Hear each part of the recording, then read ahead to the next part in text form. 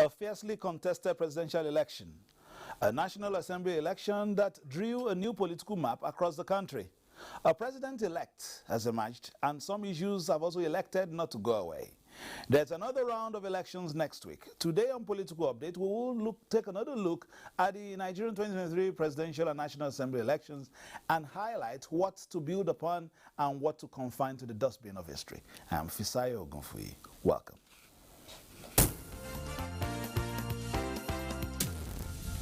The national chairman of the All Progressives Congress, Senator Abdullahi Adamu, says the party's victory in the 2023 presidential election, which is the third win within 10 years of its existence, is a testament to the nation's democratic maturity. He was speaking to newsmen at the party's national secretariat in Abuja.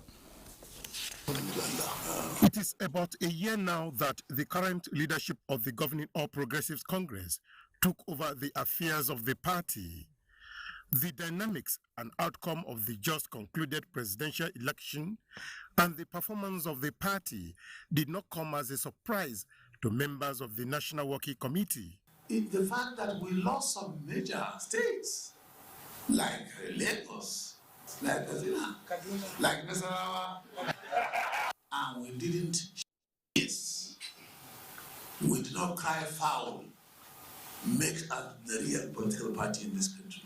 Like other stakeholders, Abdullahi Adamu appealed to Nigerians, particularly the political gladiators, to demonstrate the spirit of sportsmanship in the interest of the country. Call for the cancellation of the elections over the unproven allegations of electoral fraud must be the highest of their political desperation. All the 20 citizens of this country who value peace and unity of purpose must rise with one voice to condemn these elements who want to parade themselves in the public space as the guardians of our electoral system. The leadership encouraged General to ensure peaceful electoral process during the forthcoming governorship and state assembly elections. In Abuja, Saliu Gwanara, NTA News. Meanwhile, the presidential candidate of the People's Democratic Party in the just concluded presidential election, Atiku Abubakar, says the processes and outcome of Saturday's election were grossly flawed and must be challenged by all. Atiku addressed the media in Abuja. This is Atiku Abubakar's first public appearance since the are studying the results, of the election, and we await for their advice. So whatever they advise, then the party will meet, and then we decide the next line of action. Atiku Abubakar appealed to his supporters and youths of the country to remain calm, vigilant, and resolute in the days ahead. In Abuja, Onotu Yakubu, NTA News. Meanwhile, the presidential candidate of the Labour Party, Mr. Peter Obi, has announced his decision to challenge the results of the presidential election in court. This was during his interaction with newsmen in Abuja. It is the first time the presidential candidate of the Labour Party will be making a public appearance since the February 25 elections. And this interface with the media is to share his thoughts on the election processes as conducted by INEC, which he says he will be challenging in court. Mr. Peter Obi, however, commended Nigerians for coming out en masse in last Saturday's election, charging them not to lose hope in the journey for a new Nigeria. Let me humbly and most respectfully appeal to all Nigerians to remain peaceful, law-abiding, and conduct themselves in most responsible manner. Please be assured that Dati and I, and indeed all of us, this is not the end, but the beginning of the journey for a birth of new Nigeria. With the second round of polls less than 2 weeks away, Peter Obi told his supporters to cast their ballot for Labour Party. We have elections coming up on the 11th. I enjoy you to go out, campaign. I assure you that I will be part of it. I assure you that I'm totally committed for a better future in this country. As the Labour Party presidential candidate took his leave, he left behind a message of peace and confidence in the Nigerian judiciary. In Abuja, Ekene Ndulue, NTA News. President-elect Bola Ahmed Tinubu says the best way to thank his supporters and Nigerians for his victory in Saturday's election is to work hard towards strengthening the unity of the country. It's just a day after Bola Tinubu was confirmed the president-elect of the Federal Republic of Nigeria. A lifelong ambition becomes a reality. Those who have been with the president-elect every step of the way are equally basking in the joy of accomplishment. Among the early callers, the National Working Committee members of the APC, led by the party's national chairman, Abdullahi Adamu, rejoiced with their successful candidate in his new status.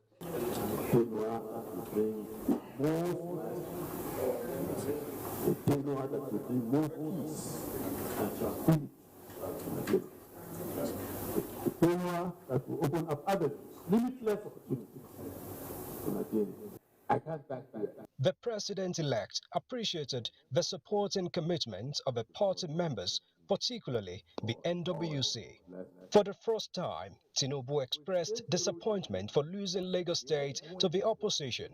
But he said he read between the lines and deduced the need to urgently reinforce the unity of the country in its mission to forge a greater Nigeria. I promise it's going to be a fair government, guided by the rule of law, justice, and fairness.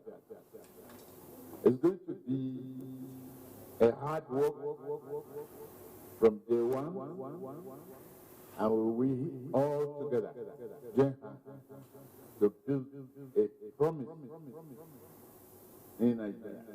Chief of Staff to President Muhammadu Buhari, Ibrahim Gambari, also came calling. To just reaffirm the congratulations of the president and to wish him well, and to, of course, recognize that we have a lot of challenges as a country, but we shall overcome. And with his background and experience, right person to lead us at the right time. And we wish him all the very best in bringing us back together, including those who may not have voted for him because he's now the president-elect of the whole of Nigerians. Some current and former governors, including Governor Abubakar Atiku Bagudu of Kebbi State, former governors Aliyu Wamako of Sokoto, and Abdulaziz Yari of Zamfara State, also registered their presence. It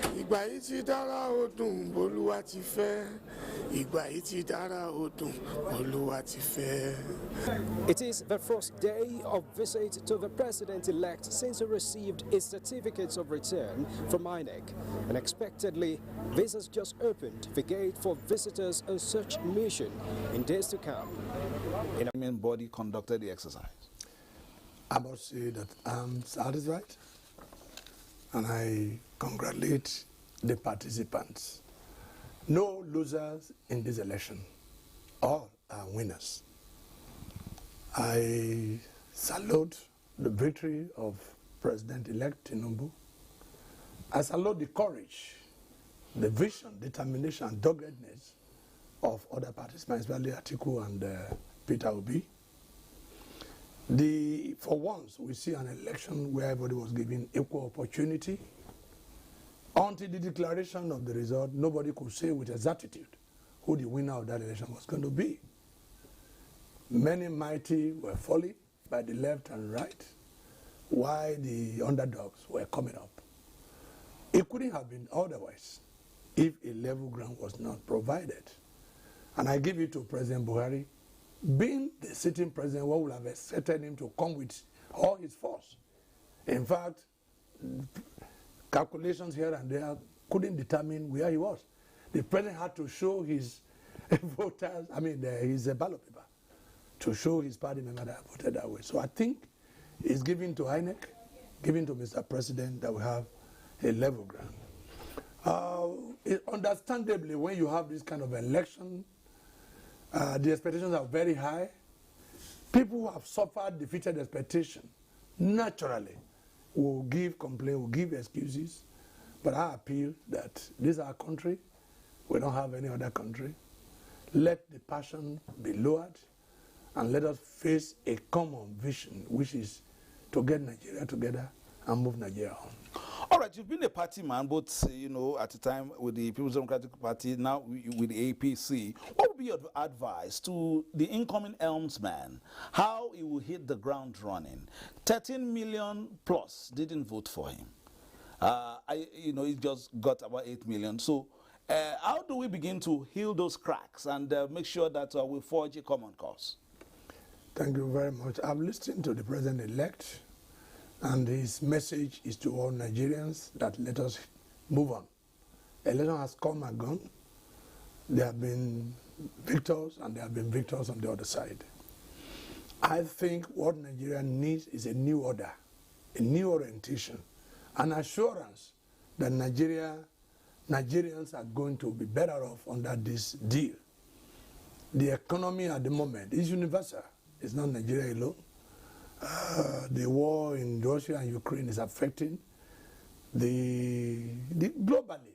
The economy is facing challenges, but Nigeria in particular. The rate of naira to dollar is embarrassing. There's many infrastructure have been put in place by this government, but the Nigerians are not benefiting from the execution. And therefore, this government must find a way of returning the various policies to make sure that capital flight is minimized, and then Nigerians are benefiting from the execution of these projects. Of course, the president-elect has announced his policy on education, because the youth are very angry. Unemployment, and then the instability in the educational institutions. These are some of the areas the president-elect, as soon as he's inaugurated, must face. To give Nigeria, all they need is an assurance that we're going to have a new order, an order that will care about the welfare of Nigerians, that will guarantee security, that will guarantee employment for the teeming youth, and that an average Nigerian should be able to have access to meal, shelter, and good education. That is the job of this. That is the hope that can be generated or galvanized for Nigerians who believe in this government. There's frustration everywhere. Some of our policies, good as they may be, have brought hardship to Nigerians. Let's talk about cashless policy. I needed to go there just today. You are the senior advocate of Nigeria, and I'm sure you had your eye on what was happening in the Supreme Court earlier in the day. Now that the Supreme Court has given that judgment that the old notes should be running concurrently with the new one till the end of the year, what are your comments at this time? The Supreme Court is a policy court. The justices are not from the moon, they are from Nigeria. They live with us. They go to the same market. They go to the same shop, and they know what is happening. They pass by the ATM, even though they don't go there by themselves.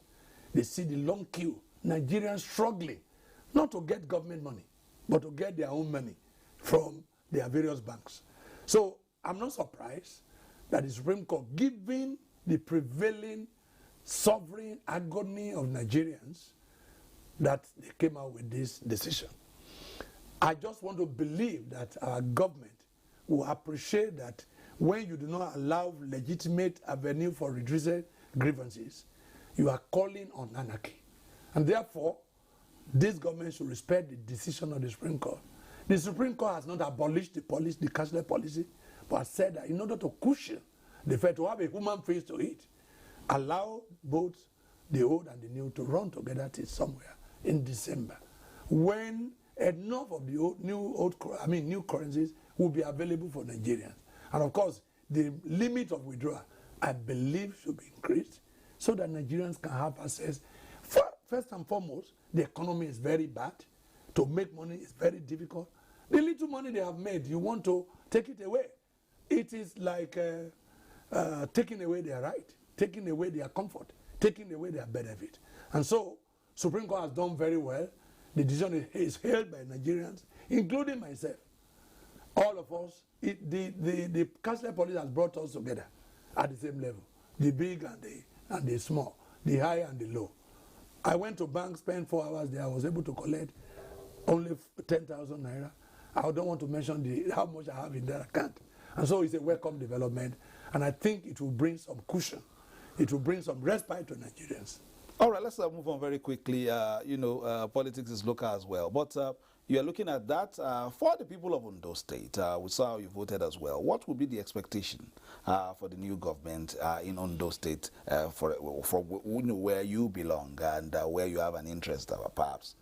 Thank you very much. We have just elected new crop of legislators, a few returning. Our problem in Ondo has been that we have not benefited from the national budget. 16 trillion, 21 trillion now. If you go through the budget and analyze it, you will observe that Ondo State has not been benefiting. And so what we want from this government is that for once, let the people of Ondo State be regarded as Nigerians and be treated in their right. We contribute much to the economy, yet we get nothing from the national budget. Of course, our resources are not being developed. We have the bitumen, which can turn around the economy of Nigeria. We want to think that this government will look in that direction. We have the most comfortable environment for deep sea port, which we have been on. I just hope that under this government, it will be understood that Ondo State has the longest coastline closest to the Federal Capital Territory in terms of distance. I want to believe that this government will look in that direction. Above it all, Ondo State is a state where, yes, the government of the state is, but our problems cannot be tackled. Talk about the coastline devastation. It is beyond the power and the capacity of the state government. Most of our communities have been eroded. Ayetoro, the community that was noted for its communism, popular across the globe, is almost gone by 90% into the Atlantis. I just want to believe and pray that this government will look into that direction. The people of Ondo State, like any other part of Nigeria, we want the welfare of the people to be the priority of this government. All right, very shortly, let's just take a few comments on the election. And Senator Binta Masi Garba was here earlier in our studio. She says the Emiloko mantra has begun in Adamawa State as well. The 2 or the 3 or 4 of the aspirants before the February 2015 were men of proven integrity when it comes to political activities. They were once in way or the other elected in various offices, and no one can give you a clear cut of the victory at the end of the day. But 1 or 2 people stand firm to be at the top. And one thing that has given us an edge as APC members was that we have, at the time we went into election,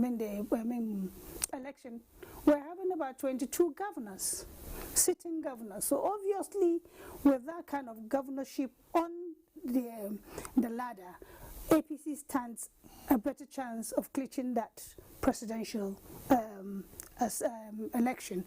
But again, the election that came and gone was divided on ethnic and religious divide, which obviously is not healthy for the political stand that we have in Nigeria. And again, after the election, it tilted towards ethnic and religious divide. But one thing that I'm happy with is that the 19th state, northern Nigeria, no, it was divided between the PDP and the APC. I see Binani clinching the seat in barely less than 2 weeks to come, that in next Saturday.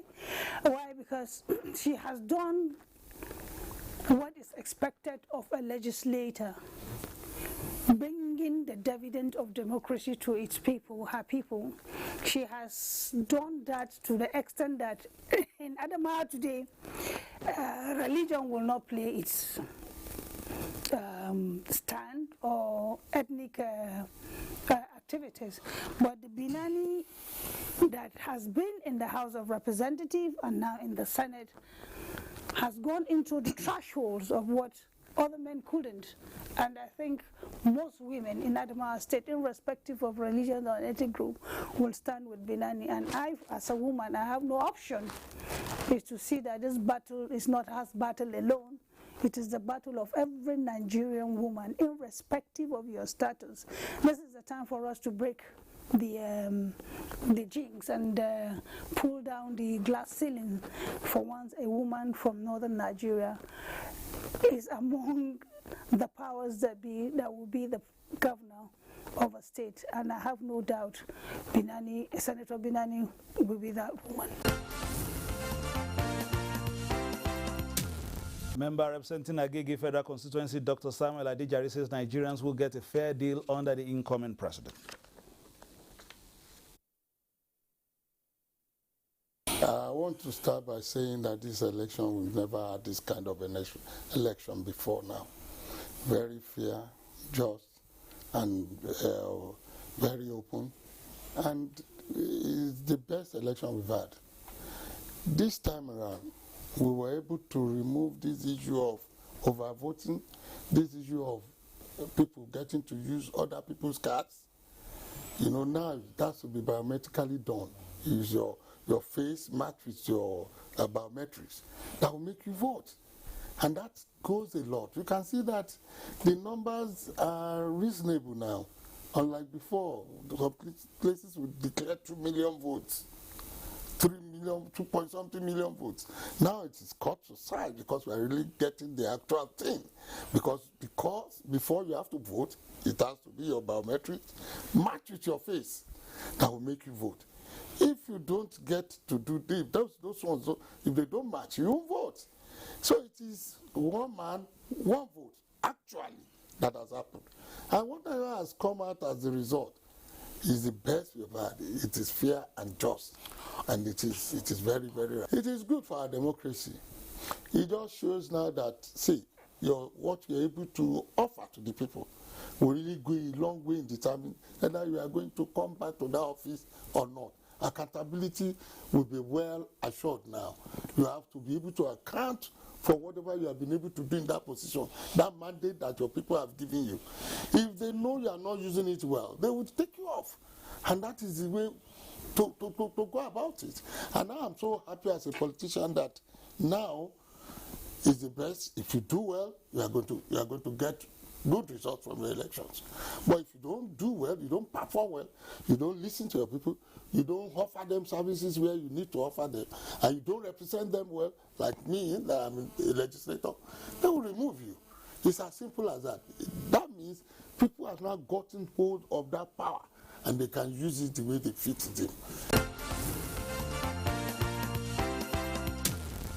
That's been political updates. We've had Chief Olushola Oke, SAN, with us, and hopefully you will still oblige us. We know Ondo State is far, Elijah, to be precise, is far, but perhaps we will supply the canoe to get you across the Niger and then get into our studios in subsequent programs. Thank you so much. Just let me know. We'll provide as many as you need. All right, that has been the program political update. Don't forget that in another 8 days, there will be another chance, another fellowship with the ballot box. We will be here to cover all, as we've done in the past week, to give you the very best of news, reviews, previews, and interviews, and always urging you to play your politics for the greater good. Bye-bye now.